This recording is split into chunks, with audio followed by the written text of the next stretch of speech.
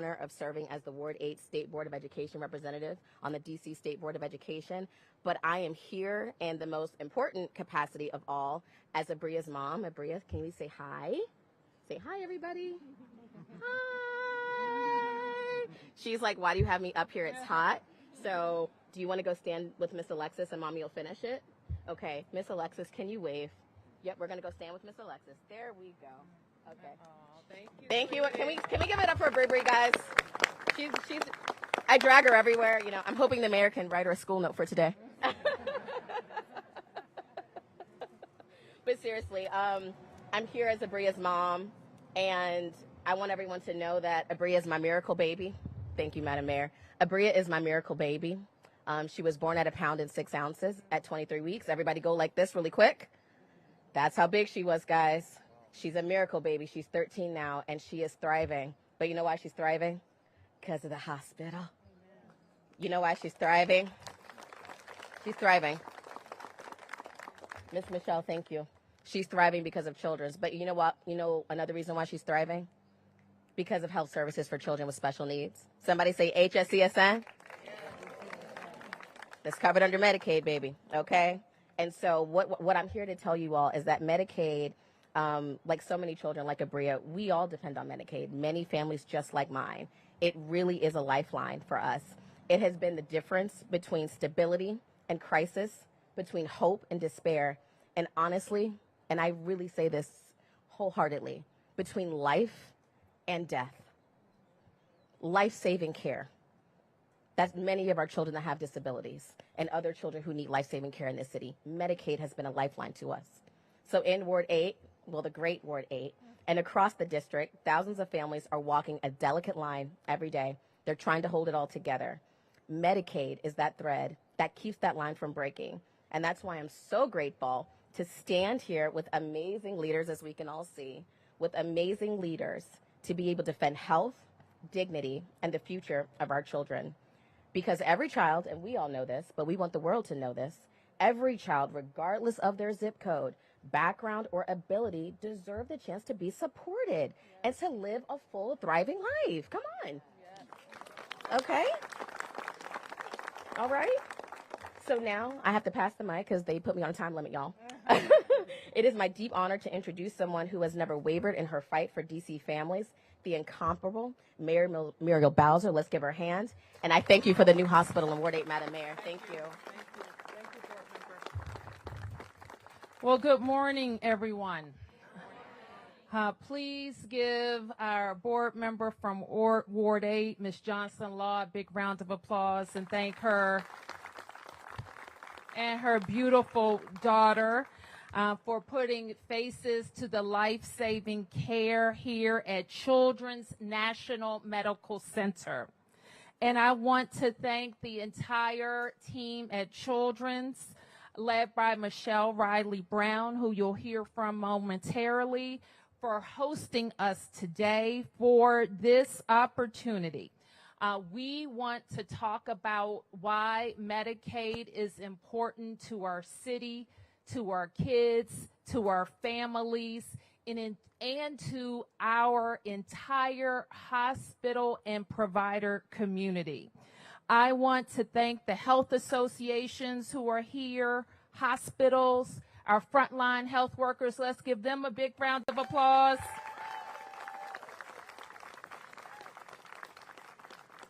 Who are standing with us to push back against the devastating proposed cuts to Medicaid, and especially any proposal to cut the district's Medicaid FMAP.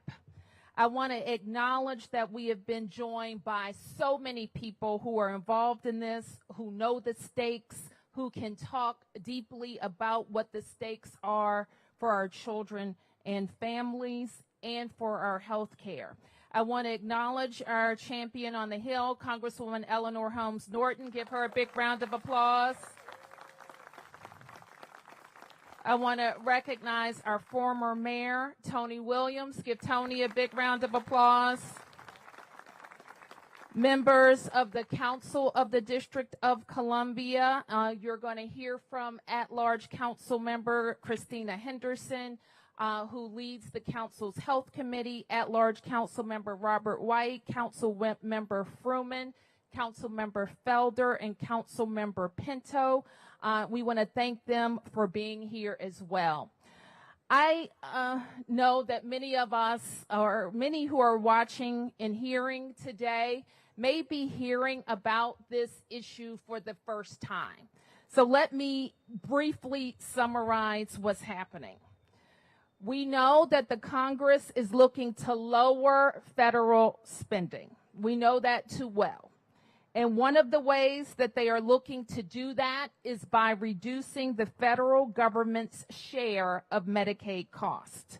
And that's what FMAP means. It's the percentage that the federal government contributes to cover Medicaid costs. And for more than 25 years, the federal government has covered 70% of the district's Medicaid cost. Our FMAP percentages were not randomly chosen. It was set over 20 years ago by Congress in 1997 under Republican leadership, because they recognized that even though we function as a city, county, and state, unlike every other state, we have unique restrictions on how we raise revenue. What the Congress is now proposing, or may propose, is to lower our FMAP from 70% to 50%. So instead of the 70-30 match, it would become only a 50% match. So we don't want to just focus on percentages. We want to tell you what that could mean for health care for all of us. It will cost our hospitals, universities, and healthcare providers over $2.1 billion. Funds that support care for everyone in our city, including members of Congress, federal employees, including people who rely on Medicaid and Medicare, including people with private health insurance, everybody, including people in DC, including people in Maryland and Virginia. These cuts would hit every hospital in the district, including Children's National, which is our shining example of pediatric excellence that is recognized certainly in our city, nationally, and globally. Children's, if you didn't know this, has a global reach. The results would be devastating and lead to hospital closures, longer wait times, cuts to life-saving services, and impacts beyond the healthcare system.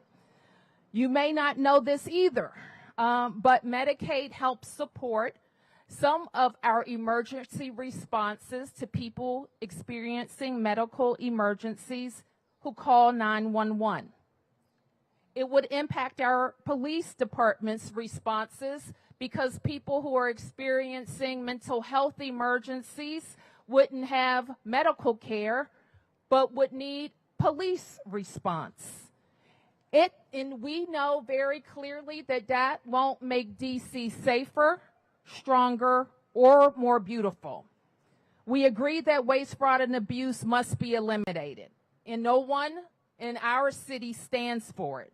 And that's why the district is responsible, and the district pledges to continue to be good stewards of taxpayer dollars. In fact, we were one of the first in the nation in the Medicaid program to require care provider ID numbers, a move that enhances transparency and roots out fraud. We work closely with our Medicaid fraud control unit. Our law enforcement partners in the IG's office prosecute providers who cheat taxpayers. But these cuts are not related to waste, fraud, and abuse. And the bottom line is this: if we want a cleaner, safer, and stronger city, we cannot undercut the safety net services that help us support public safety in our city. So we are here, DC, to urge Republicans to remove this harmful language from the reconciliation bill.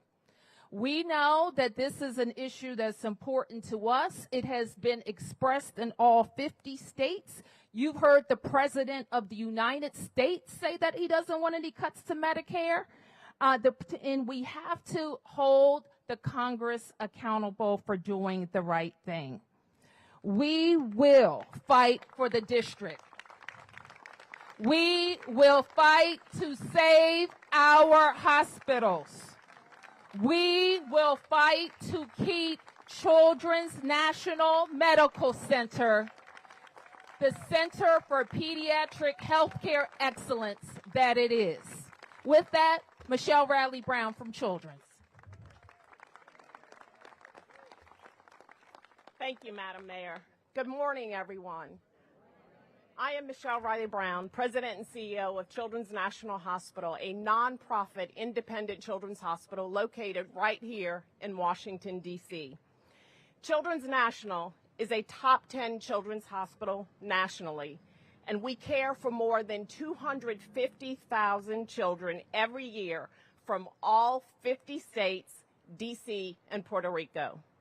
Approximately 55% of our patients are covered by Medicaid, making it a critical foundation for the high quality and highly specialized services that we provide. The proposed cuts would put care for kids at risk. Hundreds of thousands of children across D.C. and across the country are relying on us for health care. I have been a children's hospital administrator for decades, and I can tell you without hesitation that this is the most concerning threat to children's health care that I have seen in my 26-year career. The impacts would be immediate and devastating. If DC's FMAP percentage is cut to 50%, it would cost Children's National an estimated hundreds of millions of dollars. A cut of this magnitude would force us to make difficult decisions, including scaling back critical services. It would also jeopardize cutting-edge pediatric research and limit our ability to meet the needs of children in our community, across the country, and around the world. Cuts like this would also affect children with chronic or complex needs, where Medicaid plays a role in addition to their private insurance. To be clear, while low-income children who depend on Medicaid will suffer the most, these cuts would affect everyone who relies on Children's National, because these changes would fundamentally disrupt how we operate. To avoid these severe consequences, it is essential to maintain the district's FMAP at the 70% match, ensuring continued access to necessary pediatric health care services for all children in the District of Columbia and beyond. Thank you.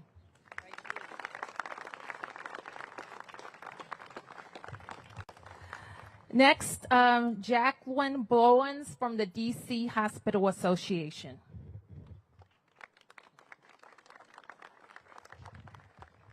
Thank you, Mayor Bowser, and thank you, Michelle, and thank you, everybody, for welcoming me back home. I spent over 20 years here at Children's National, so it's great to be back home. And to the Deputy Mayor, I promise I will be brief, but I will be effective.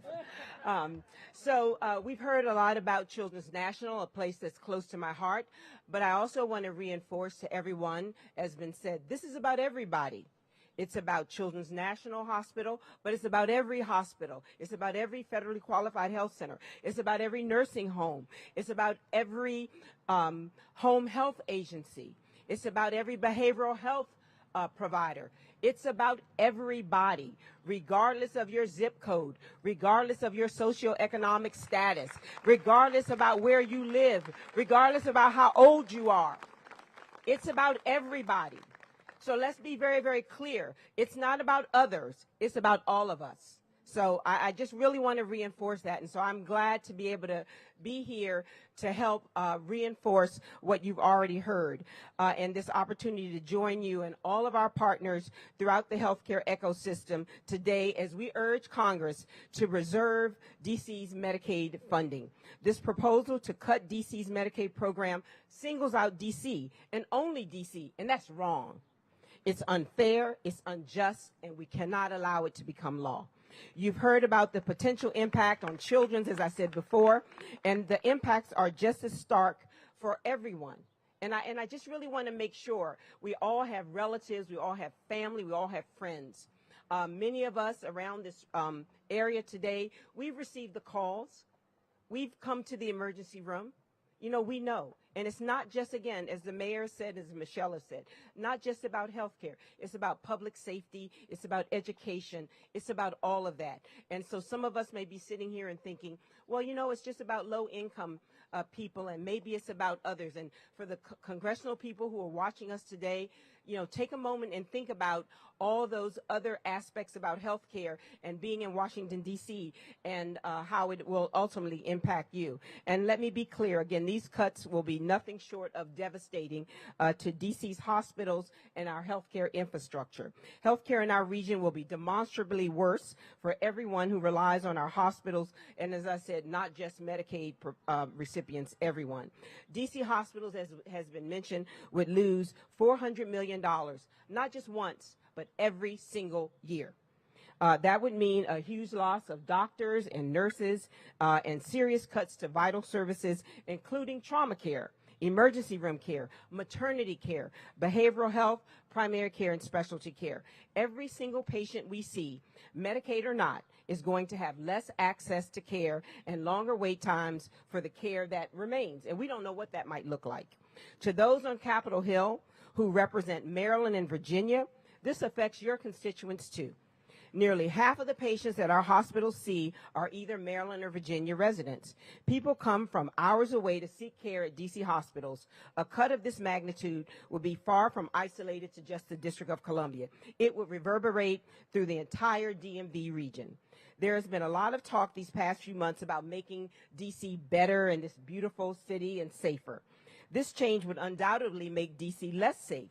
DC's hospitals house trauma centers that are a key part of the city's ability to respond to terrorist attacks and other mass trauma events, including the anthrax attack on Congress and other mass trauma events, including the shootings that have occurred, 9/11, and most recently, the airline crash that happened.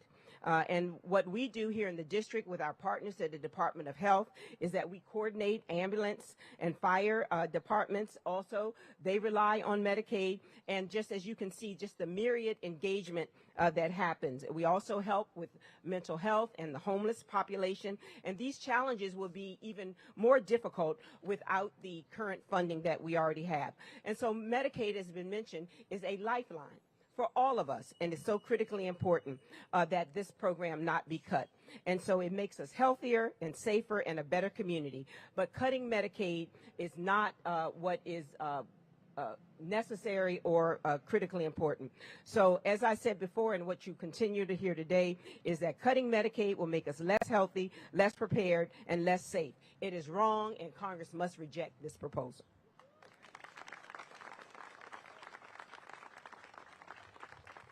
Please help me welcome our Congresswoman Eleanor Holmes Norton.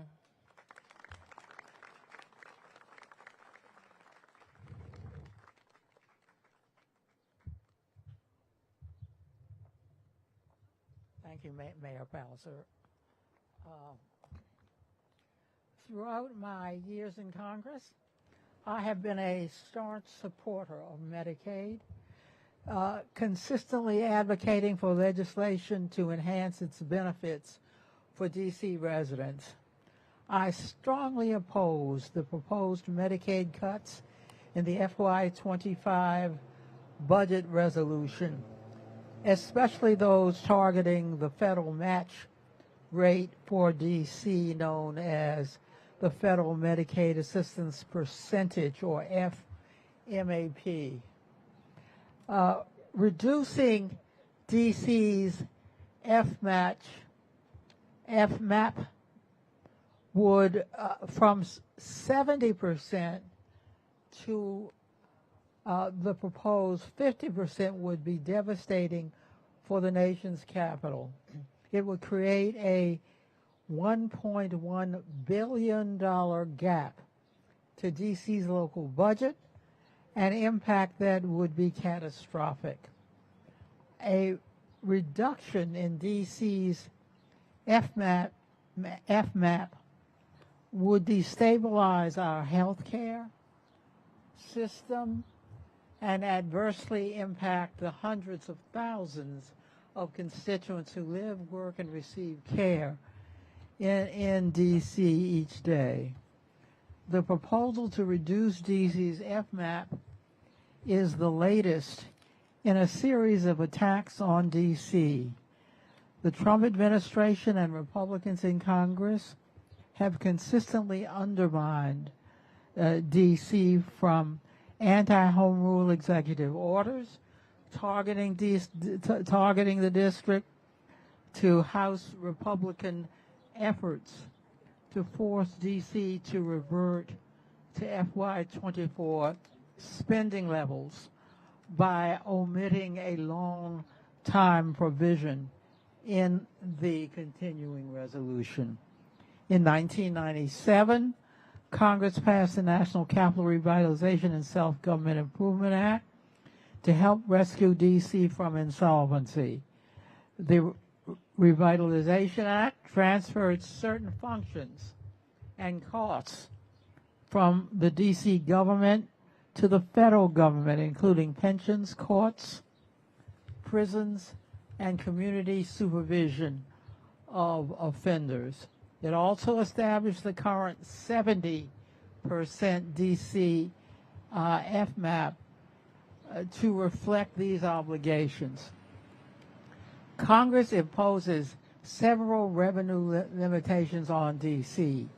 For example, DC cannot tax income earned in DC by non-residents, depriving DC of more than $3 billion in annual revenue. Nor can DC permit buildings to exceed certain height limitations or tax its sizable federal property. These constraints are while our FMAP is set higher than many states to ensure DC can continue to provide vital services despite its restricted tax base. Cutting DC's FMAP would not only harm our residents, but also federal employees, officials, and visitors from across the economy. It would jeopardize the care for children and families from all 50 states who come to our region's foremost renowned hospitals for treatment. To even consider these cuts is misguided and irresponsible. I urge my colleagues, particularly those on the Energy and Commerce Committee, to reject all Medicaid cuts during budget reconciliation, especially our reduction to DC's FMAP. The stakes are too high, and providers and patients and our region cannot afford this. Thank you very much.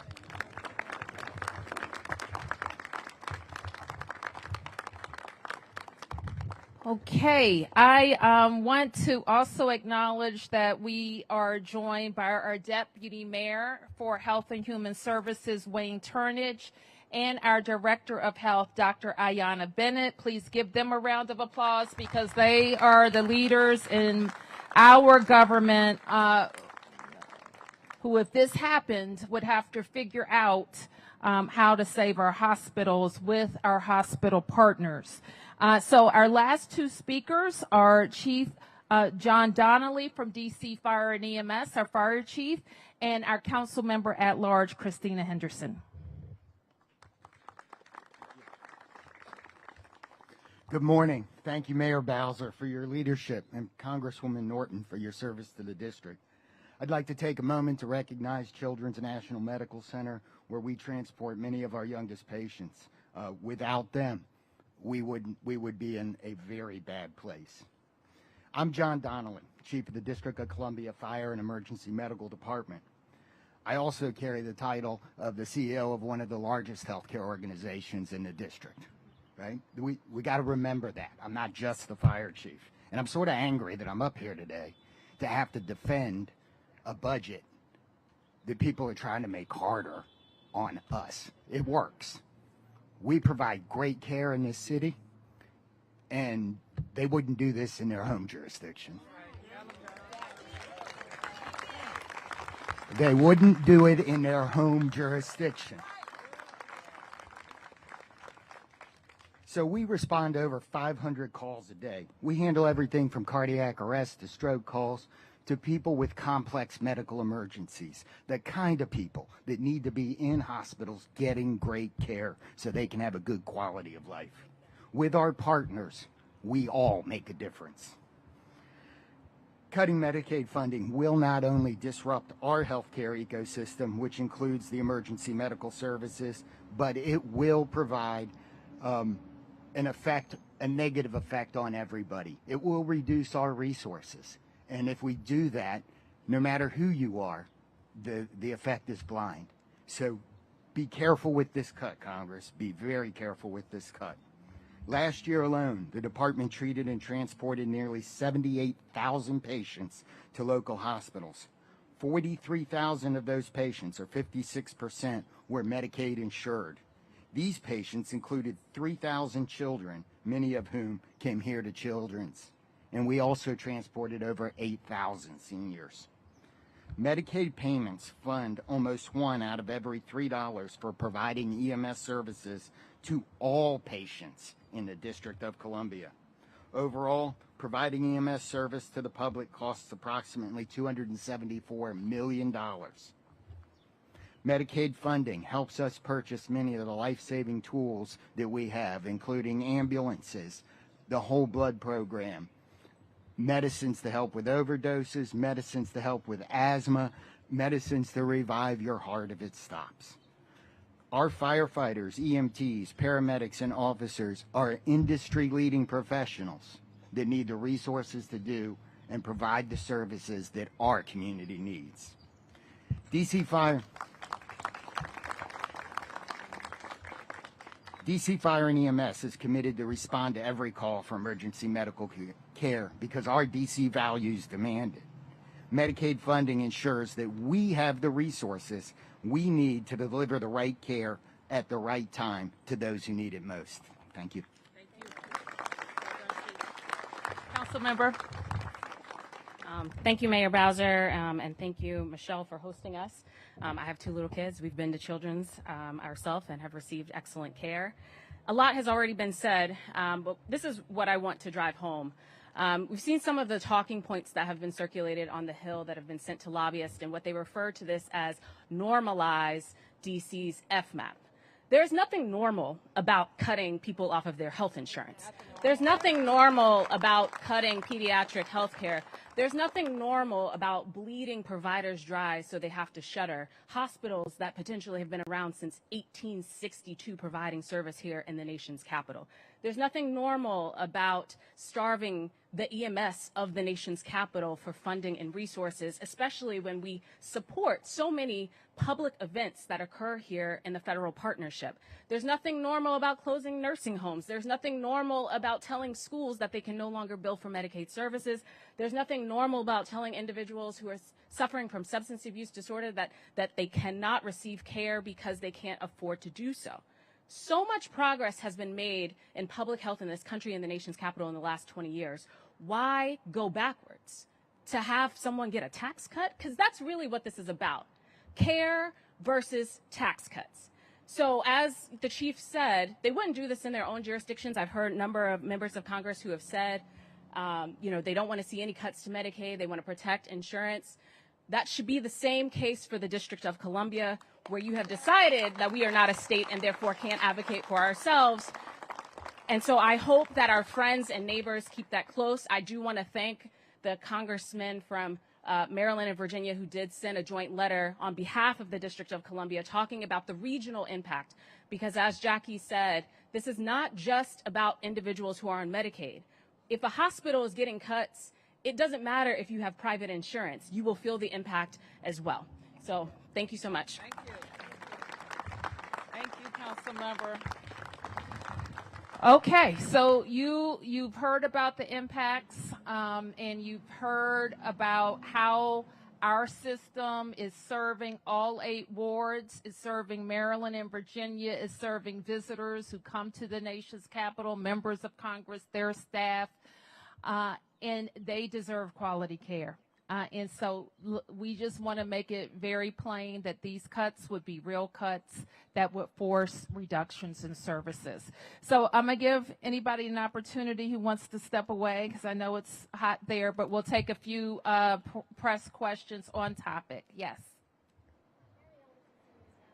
Mayor, we talked about the CR, and maybe there was a misunderstanding. That's why DC faced the $1 billion cuts. But now we're talking about another potential $2 billion in cuts.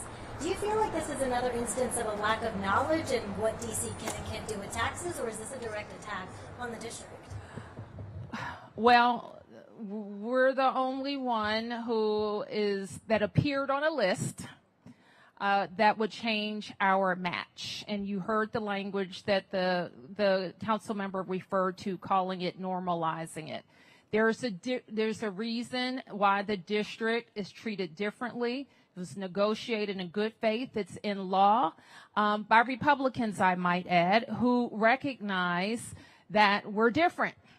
Now, until we become a state, we're going to be different. And unless we are able to tax more of our property, like the Congresswoman mentioned, raise the Hyde Act or tax workers, we have a delicate balance with our budget. And this, on top of a changing economy that is changing largely because of federal decisions, would be devastating to the city. Yes. Can you give us a sense of the timing here? Obviously there's a moving target on when reconciliation would pass, but when it passes, are we talking come the fall, you guys would have to address what's in the 2026 budget, or is there a year lag before it would kick in? I don't know that is entirely clear, Martin, so I can't answer that, but we got to not get there. And that's the point of why we're here today. And I think that the pressure from around the country is mounting. I think when we called this press conference, we thought a vote could happen as early as next week. Now we're told it's a couple of weeks out. So I think the pressure is mounting. This is not a red state, blue state issue. This is a issue of, do we want to have quality health care in the nation's capital or not? And we do. All Americans want that. We want it. The region wants it. America wants it. And there's really no reason to change it. And we know the stated goals of what the Congress is working on now.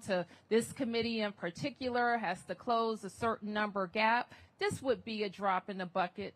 This change for the federal government wouldn't close any gaps, but it would close hospitals in the district. Yep. We know the timeline when it comes to government and Congress, but just for families out there that are listening and watching, they have Medicaid, they rely on this. God forbid this does happen. What is the timeline for them and their families if they are impacted by this? I just said we really can't say at this point because we don't know what the proposal really is or how it's going to end up, and we would have to see the language and the law. Yes. Pretty clear that everyone will be hit by this, but can you talk about how the potential cuts would be distributed among all the health agencies in the district? Well, I'm going to ask Michelle to speak specifically about children's. said earlier, the impact would be devastating and immediate if the proposed cuts would go through. I can tell you that our emergency center visits, 70% of the visits that come through are covered by Medicaid. One of our highest hitting and most impacted inpatient units would be neonatology, and we have number 1 or 2 in the nation. Our NICU is ranked number 1 or 2 in the nation consistently every year. So the impact is immediate, it's broad, but I can also tell you that it just doesn't stop there. We would have to look at other critical services, and everyone would be impacted because Children's National would have to scale back services. And then it's just not people on Medicaid. It's everyone who relies on Children's National specialty, high specialized service that would be impacted. Okay. Who hasn't asked? Yeah. Yep. Mayor Bowser. I'm sorry. Before you go, Jackie wants to add. Thank you. And again, as has been said, we don't really know specifically, but I will say that there are certainly a number of our hospitals who have a disproportionate amount of Medicaid as their financing sources. So certainly, given that the impact to them is going to be felt quicker and harder and faster. So given that, we certainly know that they would certainly have to begin to think hard about those services that they would have to think about reducing or eliminating, and that's going to cut across the board. And then I do want to say, it's a domino effect. So when one hospital has to pull back, it's going to then have a trickle over impact on others. And I'm talking about emergency room backlogs. I'm talking about elimination of services. So while one may have a disproportionate amount of Medicaid, it then does impact everyone. So as I was saying earlier, we can't think because one hospital is disproportionately Medicaid and another one may be in another part of town that they would somehow not be immune to it. So it's going to affect everybody. We'll take 2 more, given the heat here. Yeah, Mayor Bowser, maybe this is a question for Mr. Turnage, but I've heard 2 numbers, 1 billion, 2 billion, and I think in your one sheet it says the cuts would be 1.1 billion, but would result. Yes. Can somebody explain sure. that? Let me. I appreciate that. You got the right person. Thank you. Thank you. There are 2 FMAP reductions potentially for the legacy Medicaid program, not the Obamacare expansion. If that goes from 70 to 50, they will extract about $713 million out of the district's Medicaid program. If they take the Obamacare expansion group from 90 to 50, that's another $373 million. You combine those 2, it's a $1.1 million withdrawal of federal dollars. $1.1 billion withdrawal of federal dollars. So the question is, can the district replace that $1.1 billion with local funds? The answer is no. So that means you will have less money locally to purchase the services that we need to purchase. So we now have a program that is estimated to cost at the end of this year $5.2 billion. If we lose the legacy match and we lose the Obamacare match, that's $1.1 billion. Our local match is $1.6 billion. We can only have a program of $3.2 billion at that level. That means we would go from a $5.2 billion program to a $3.2 billion program. And the last time Medicaid has been funded at that level, I think it was 2017. So that gives you some indication of how devastating the cuts would be. Thank you. Okay, last question here in the Thank front. you. Okay, and then one more. Okay, yes, Okay. 1, 2. Yes. Jenna Portnoy, Washington Post. You have been to the Hill to talk to lawmakers. Have Republican lawmakers been, in the House especially, receptive to your message? I would say yes, they're listening and responsive. They understand the unique status of the district. They understand the 1997 agreement, and they understand that this would devastate hospitals. So I think we have to make sure that the politics don't prevent them from doing the right thing. Quickly follow up on that. Yeah. Just to quickly follow up. DC residents have stood up for the district recently over budget matters. Is there anything you would want residents to do in this circumstance?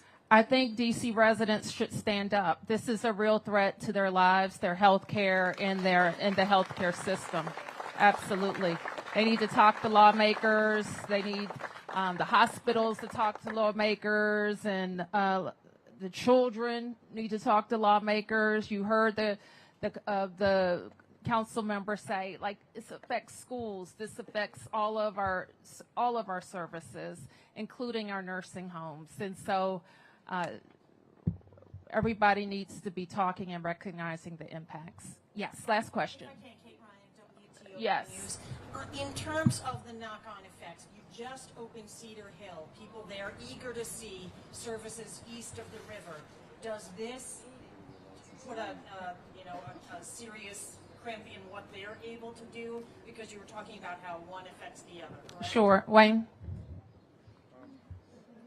Thank you. Fortunately for Cedar Hill, they have a contract with the district that guarantees a certain rate, and we guarantee that rate because they are serving a population that is disproportionately Medicaid. If you give them a normal, the rate that we regularly pay other hospitals, they would eventually close because 90% of the residents in Ward 8 are on Medicaid. So they have a contract that specifies the rate that they must get. If the Medicaid match rate drops, that increases the cost to the district. And a quick follow-up on this. When you said DC residents should stand up, what form should that take? People want to know what really works. It's not just DC residents. Like I said, everyone needs to stand up. Now, oftentimes I used to work on the Hill. I was a staff assistant, so I took the phone calls too. But if I have to break your phone lines to get it across, blow them up. If we have to go knock on their doors and be in their halls, then we need to do that as well. All of the members of the House Energy and Commerce Committee have a vote. All of the members of the House Energy and Commerce Committee have a responsibility to determine what they're voting on and what is the impact. And to just say, oh, I don't know about the DC issue, that's not an excuse. That's not an excuse. So I hope for residents in the region, because this is a regional issue, but also nationwide, because I looked at the list of all of this, all of the other states, their FMAPs are calculated annually. If they do some other things on this proposal, like dropping the floor, so everyone is guaranteed right now a minimum of 50%, but if they drop it, we've got some other states in this country who will go down to 38%, 37% in terms of their federal match. So everyone needs to be talking about this, because do we really want to go back to the places where folks had to wait to receive care until there was a clinic, and then you had a line down the street of folks trying to get dental care or trying to get basic services and putting off these surgeries? We don't want to do that. So email, call, show up, knock on doors, go to the town hall meetings. Don't let them get by saying, oh, we didn't know. You knew.